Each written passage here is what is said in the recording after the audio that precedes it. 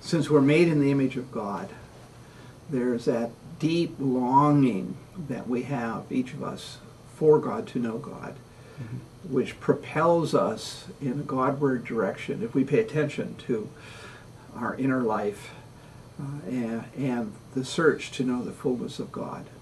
That, to my mind, is what the spiritual journey is really all about. The images, yeah.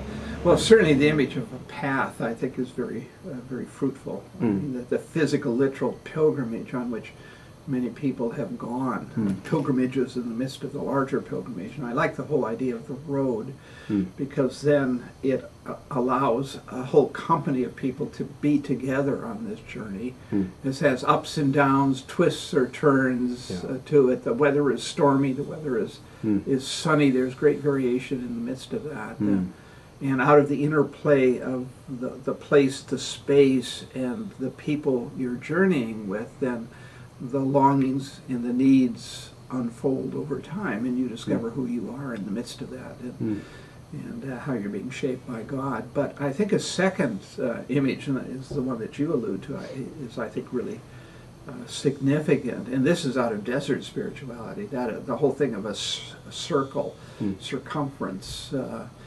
Some of the desert fathers thought of the spiritual journey as that kind of journey inward and to the center where the Trinity is, and different people on that journey. And as you get closer and closer to the center, so too the radii, the lines of radius, come more and more together. You come closer to God, and you come closer to other people. Questions are bouncing all over the place. I think of Henry Nouwen as someone who always struggled to fully grasp or to fully allow God's love to embrace him and define definitively who he was and is. Absolutely. That's the nature of his whole journey. His spirituality of imperfection. Yes. As Will Hernandez is well described. And you know, as a gay man who's leading a celibate life, it's in a church that at least ostensibly has no place for people who are gay, even celibate gays as he was.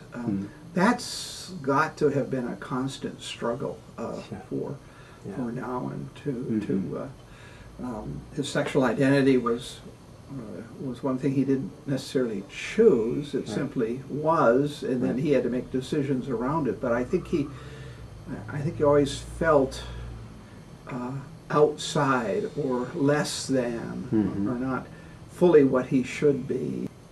Do you feel that?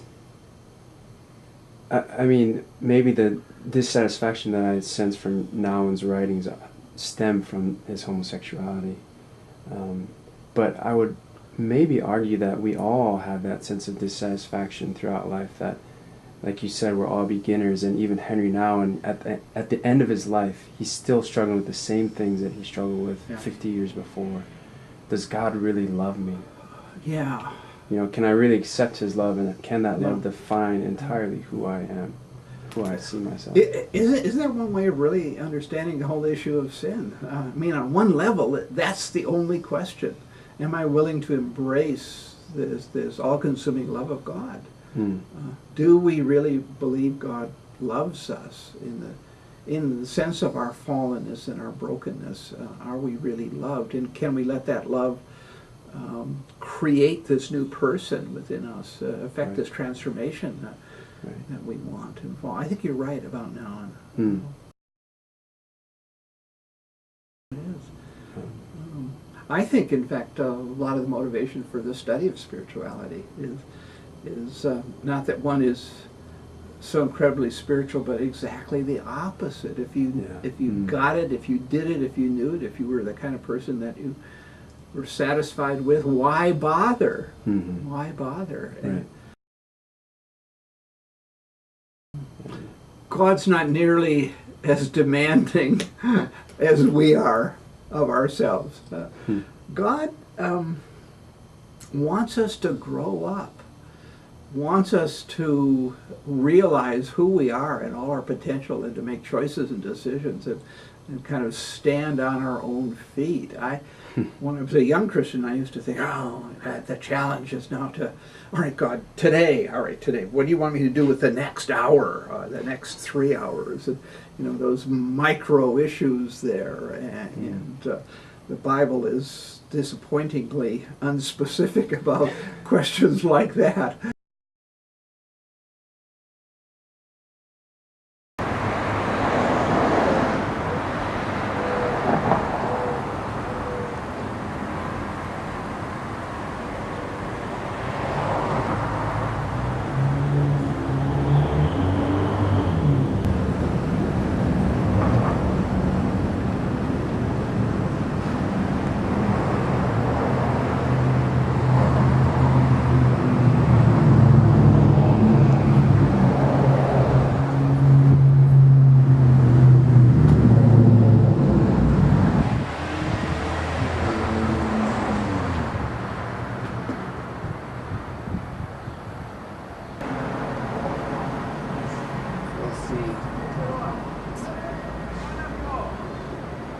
So many weddings.